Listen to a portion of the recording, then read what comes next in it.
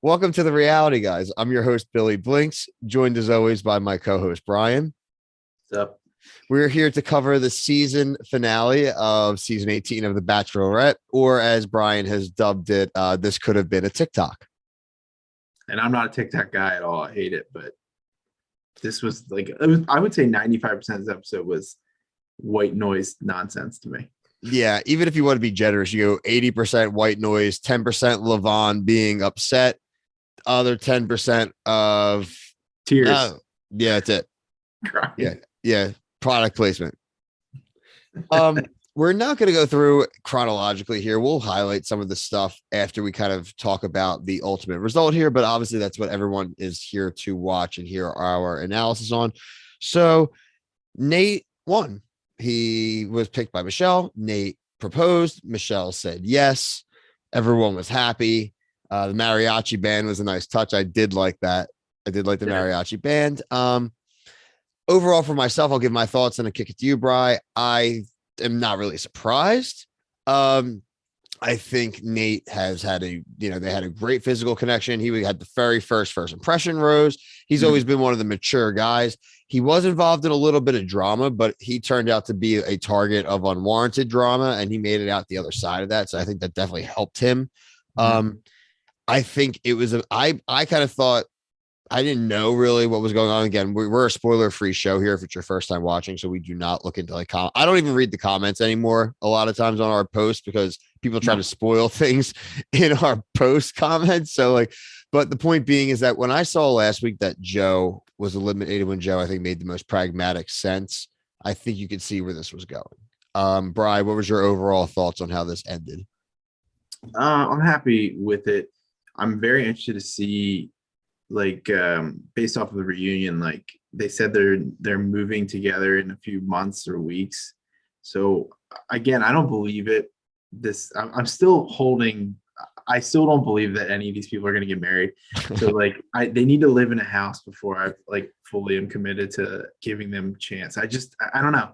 I think he's the better pick than Brandon because I think Brandon's a kid, and I just think it was infatuation. I mean, Bill, we've been if this is his first love, I remember when I was first in love, I was kind of soft, and I just feel like a lot of the stuff that it just seemed over dramatic, and I don't know. I mean, Nate said he wasn't in love either, but they handled it differently, and I think it just seemed more genuine to me. But again, it's TV. So.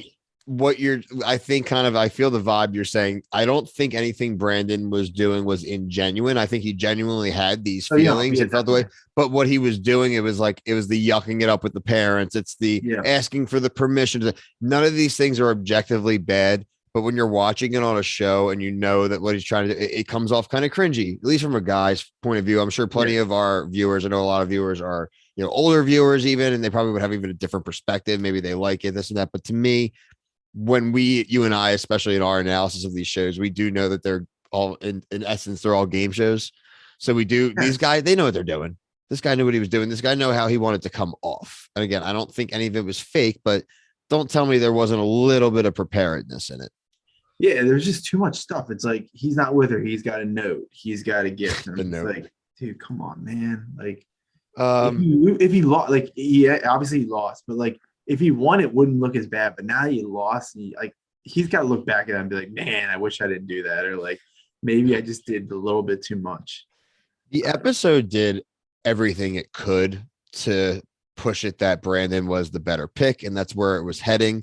And again, I think we're starting to become a little bit more savvy. And I was texting you. I know you were a little bit ahead of me. I had to start late, and I got to the point where they were yeah, they're setting this dude up to lose. I mean, they are just really yucking it up really heavy in this first hour on Brandon. We're literally the mom saying I want you to be the one at the end, and the dad would love to have him. They're yucking it up, and they're the mom to Nate's face is I don't think you're ready. You're not. I hope you could convey your emotions better. And I'm Levon, I get it. You're a mom, but he doesn't have to convey his emotions to you.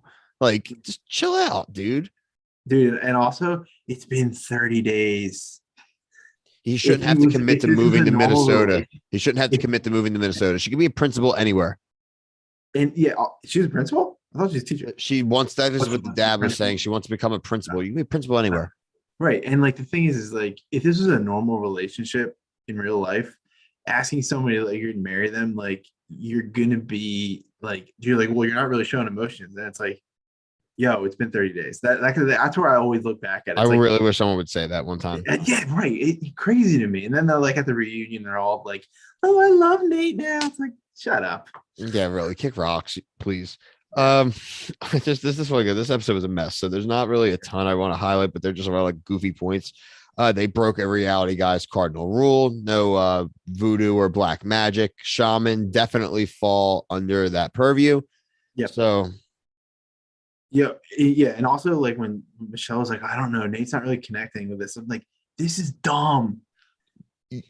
you're lighting a bowl of charcoal in the dude's face. He's probably trying not to cough. Yeah. Oh my God. Oh my God. He's not really taking it seriously. I was like, if Presley took me on one of these dumb dates like that, I would not take it seriously either. So it's just like, oh man, Brandon would be like, I'm really feeling the smoke in my lungs. Oh God, please. He would have had a million things. He would have been crying. Yeah. Oh God. What about this? Who was the fat studio elf Santa got? Some bum. I don't know. Yeah. Also, I mean, honestly, my other main point I have here that I want to have addressed here is what happened to your TV, Brian? So for the viewers, I had like a mini blackout moment of I don't know what you have, Bill, but I have YouTube TV. Comcast, So but yeah. I had to text Bill. I was like, because I was ahead of him, but I couldn't give this away. I was like, Brandon just spilled his guts. And then like my TV freezes for a second and I'm looking at it, I was like, what the fuck? And then it skips like 45 seconds and he's just crying. I was like, oh my God, I completely missed the entire thing. And like I rewound it a couple times. I tried it on my computer, wasn't working because I watched it on my Xbox. Oh my. And I was like, you got to be kidding me. So I had a text. I was like, dude, I know they didn't pick it, but like I don't know what was said. So like that's I watched every second of the show minus that 45 seconds. And apparently it was the craziest breakup of all time. But like they say that I feel like every season. I would say Greg's would be more than this one. It wasn't a crazy breakup. He spilled his guts and she just said she has to follow her heart, which wasn't him. And then they both cried a lot, which I just didn't understand why she was crying so much. She just felt bad, I guess. But I mean, shouldn't your predominant emotion more be like you're excited that you're about to get engaged? Yeah, yeah, it's a tough moment, I guess. I mean, it kind of stinks that you got to break up with someone and then immediately have the next guy. They like should do it like a day apart. Yeah, something like that. But I guess you'd have to know in advance. But you just don't tell the winner.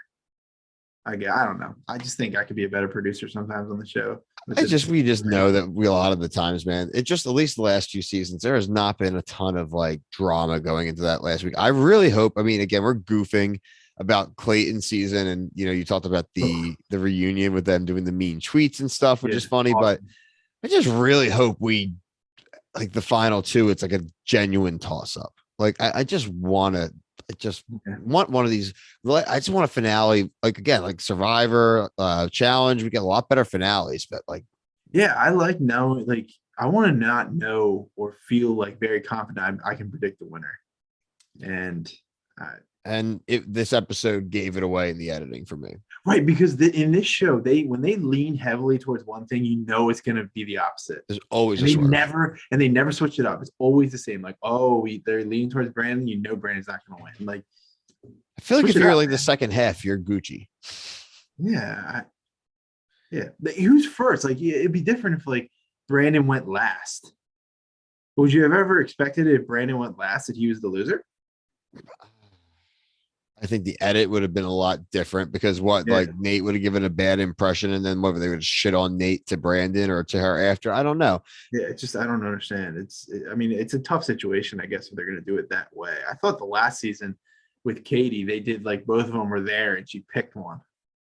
So maybe I'm wrong. Maybe I'm remembering wrong. So I want to, in closing for this season, Bri, it's kind of funny and crazy to say, but like, I definitely liked Katie's season better.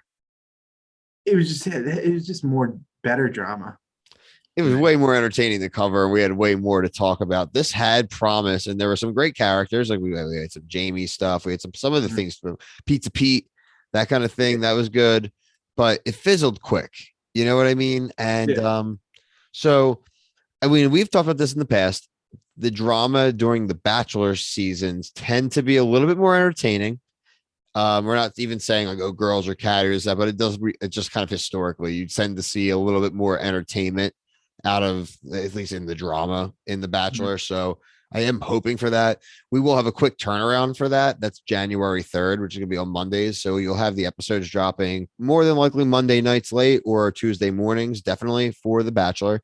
Brian, myself, and Waleed actually already recorded a preview special for this season of The Bachelor. So that'll drop later this week. We'll give this a little room to breathe.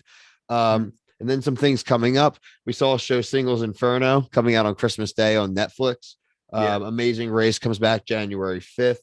We're not covering all these shows, but give people a heads up. There's also Catfish, Jersey Shore Family Vacation, BattleBots, Celebrity Big Brother, and then Survivor 42 March 9th. So plenty of stuff in the new year. So even though we don't have the challenge really right now, besides All Stars, which has about 3 weeks or so left, plenty of stuff to cover you until at least we have Survivor and Bachelor. Like I said, we'll be back very soon. Please like and subscribe if you like the content.